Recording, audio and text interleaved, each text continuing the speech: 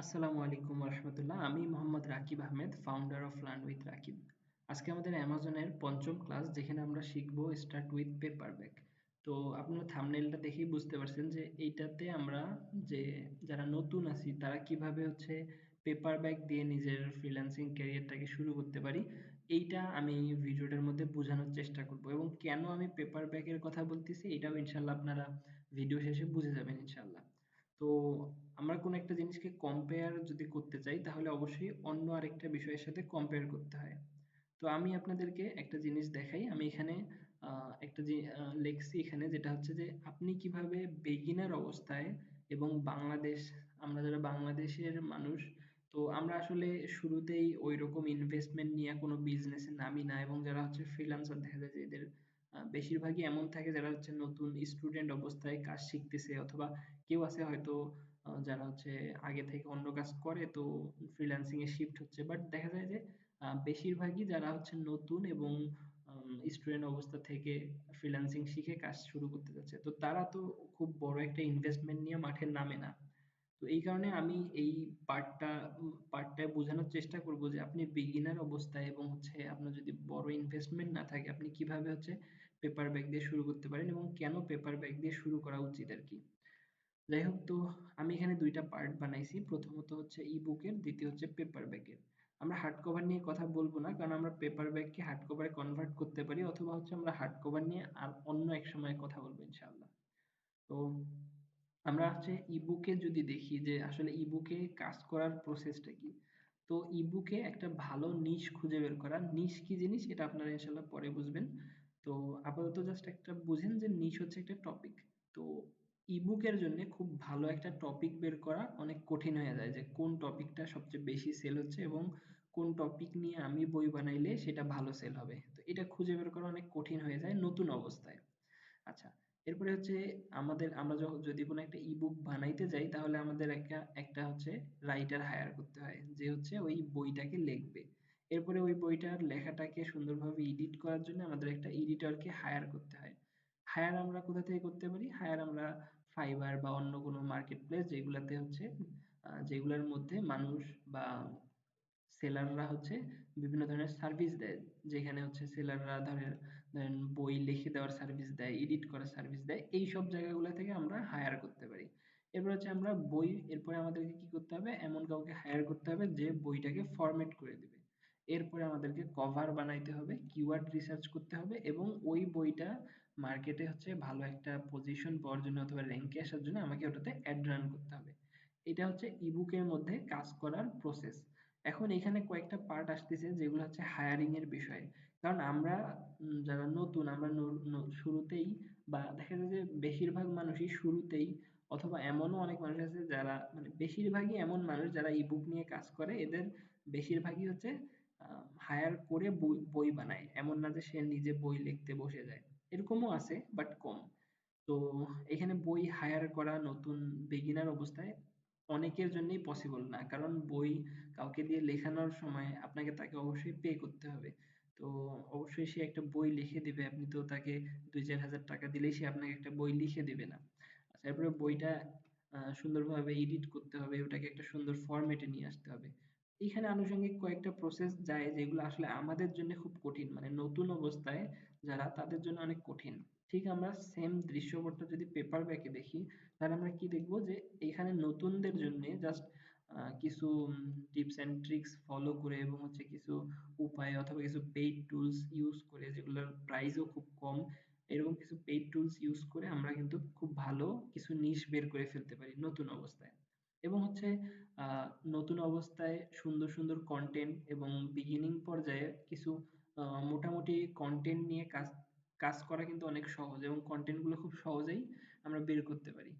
আর cover আমরা যদি হচ্ছে ইলাস্ট্রেটর ভালোভাবে শিখি এবং হচ্ছে ইলাস্ট্রেটরের বেসিক জিনিসগুলো ভালোভাবে বুঝতে পারি, এবং আমাদের কাছে একটা সাবস্ক্রিপশন থাকে কোনো একটা স্ট্রোক ওয়েবসাইটের, তাহলে কিন্তু আমরা কভার সুন্দরভাবে বানায় নিতে পারি নিজেদের মতো করে। এবং হচ্ছে হলো ইন্টেরিয়রের ব্যাপারেও সেম প্রসেস। আমাদের যদি একটা সাবস্ক্রিপশন থাকে এবং হচ্ছে আমাদের কাছে যদি কোনো ভেক্টর সাইট গুলোর সাবস্ক্রিপশন থাকে, তাহলে কিন্তু আমরা খুব সহজেই ইন্টেরিয়র গুলো বানায় ফেলতে পারি, যদি আমাদের অ্যাডোব ইলাস্ট্রেটরের উপর বেসিক একটা ধারণা থাকে। তো আপনারা যারা অ্যাডোব ইলাস্ট্রেটর পারেন না, আমি তাদেরকে পরামর্শ দিব আহ, আমাদের ইউটিউব চ্যানেলে আপনারা হচ্ছে অ্যাডোব ইলাস্ট্রেটর বেসিকটা সুন্দরভাবে শিখে ফেলতে পারেন। আচ্ছা, এরপরে থাকে হচ্ছে কিওয়ার্ড, টাইটেল, সাবটাইটেল, রিসার্চের ব্যাপার স্যাপার। তো এই জিনিসগুলো আসলে হচ্ছে খুব সহজেই আপনারা দেখা যায় যে হচ্ছে কিছু পেইড টুলস থাকে, কিছু ফ্রি টুলস থাকে, এই জিনিসগুলো ব্যবহার করে খুব সহজেই করা যায়।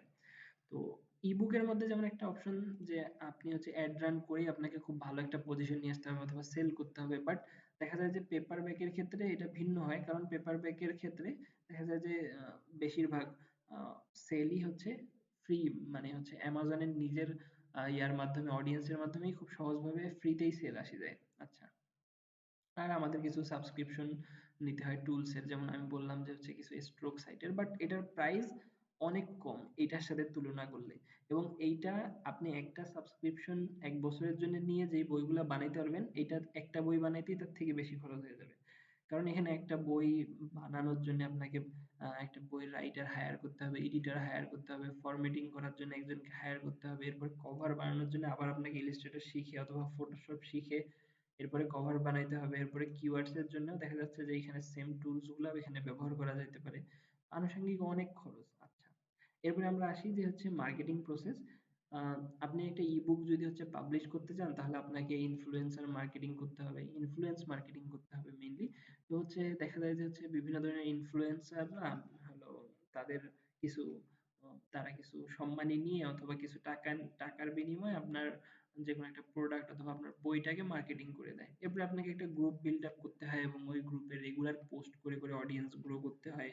হ্যাঁ, অডিয়েন্স এঙ্গেজমেন্ট করার জন্য আপনাকে পোস্ট করতে হবে ডেইলি। এটা একটা অনেক দেখা যায় যে কষ্টদায়ক কাজ হয়ে যায়।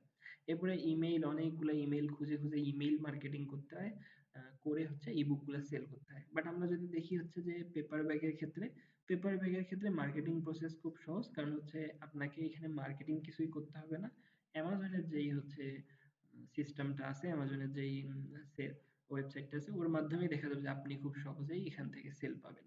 আচ্ছা, আমরা তো এই জিনিসগুলা দেখতে যা বুঝলাম যে ইবুক আসলেই বানানো কস্টলি, কারণ এখানে অনেক বেশি খরচ হবে এবং দেখা যাবে যে একটা বই বানাইতেই আপনার হচ্ছে অনেক বড় একটা অ্যামাউন্ট খরচ হয়ে যাবে, কিন্তু পেপার ব্যাগ বানাইতে আপনার ওই পরিমাণ খরচ হবে না।